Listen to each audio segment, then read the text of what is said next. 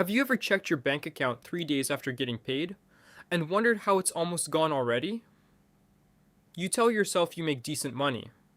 You're not reckless. You're not irresponsible. And yet, somehow, a few days after payday, you're staring at a number that makes no sense. If that's you, you're not bad with money. You're running a system that quietly drains it. Most people think being broke is an income problem.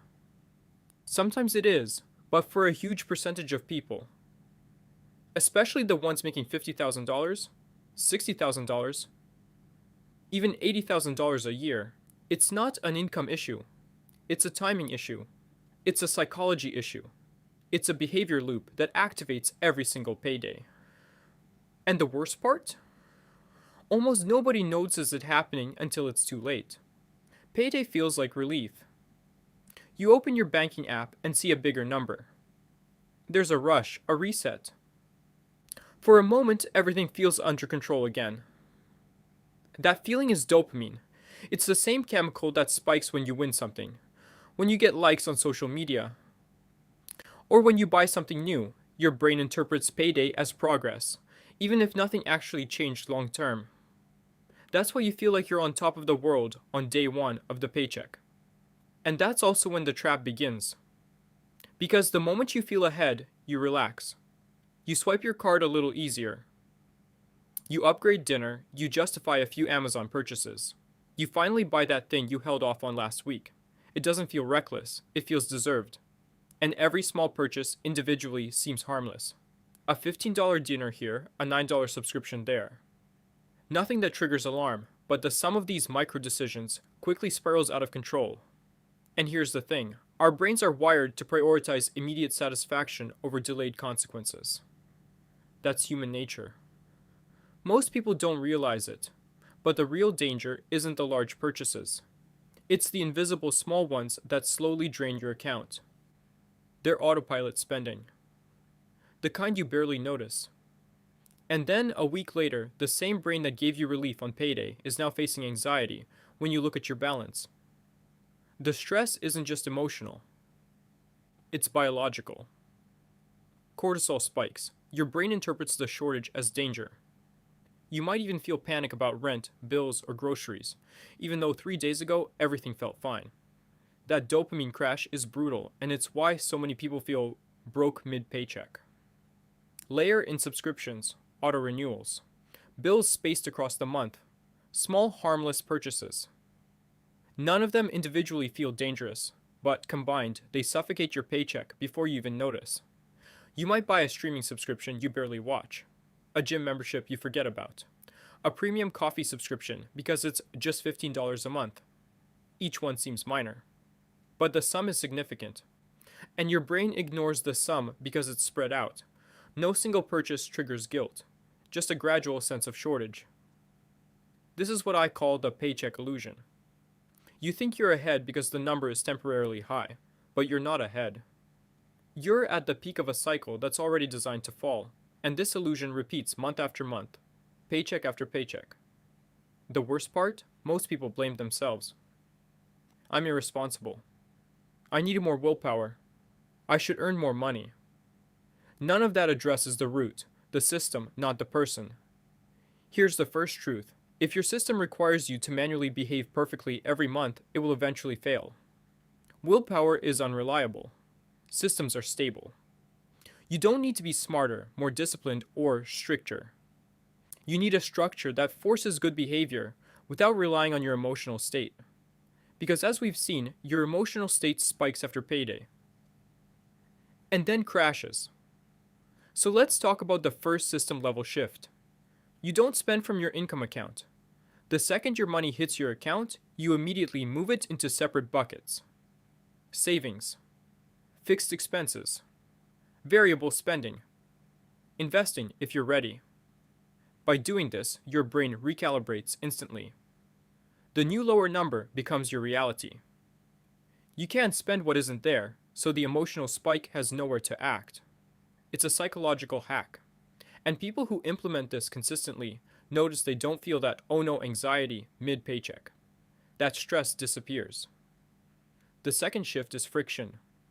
Right now, spending is frictionless. One tap, one click, saved card info, Apple Pay. That's intentional. Companies design it to trigger dopamine and bypass rational thinking. You counteract this with reverse friction.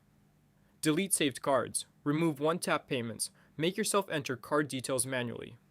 Each extra step gives your rational brain time to check the impulse. Most impulses won't survive that delay. You're not restricting yourself.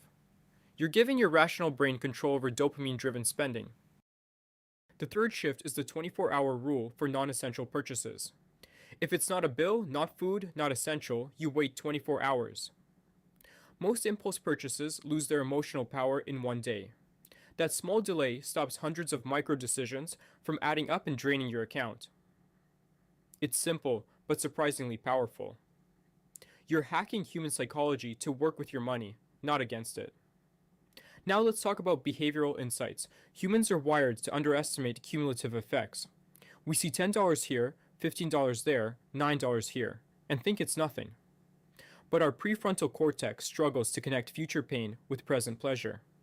That's why so many smart people, the ones who read books, follow blogs, take financial courses, still feel broke.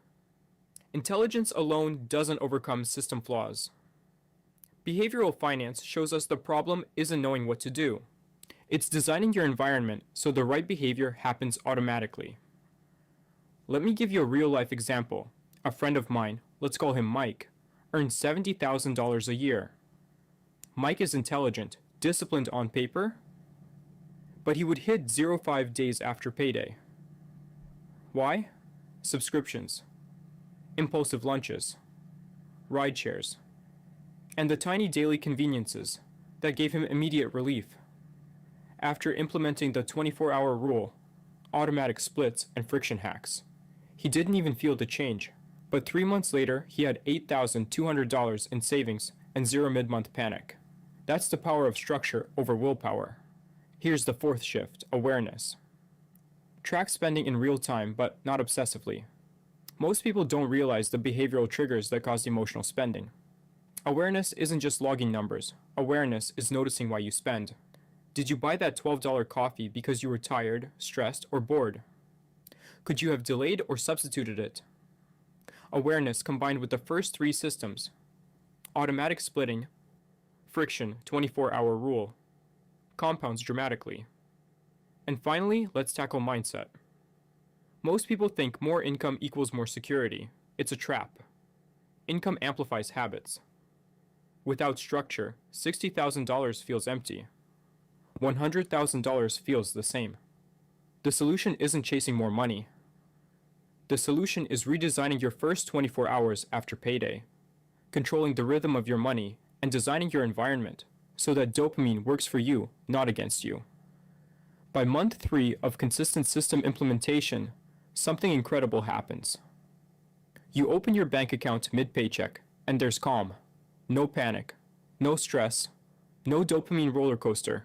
You feel in control. And that's not hypothetical. That's what happens when you put psychology, systems, and structure together. The freedom isn't in the dollars you earn, it's in the control you build. You're not behind. You're not broken. You don't need a raise to fix this. You need structure, awareness, friction, and consistency. That's how normal people become financially resilient without earning more, without sacrificing their lifestyle, and without relying on willpower that will inevitably fail. If this hit a little too close to home, good. That means you're aware now. Awareness is leverage. Systems plus awareness equals freedom. I'm Brandon Invests, and if this helped you understand the psychology of finance, subscribe for more.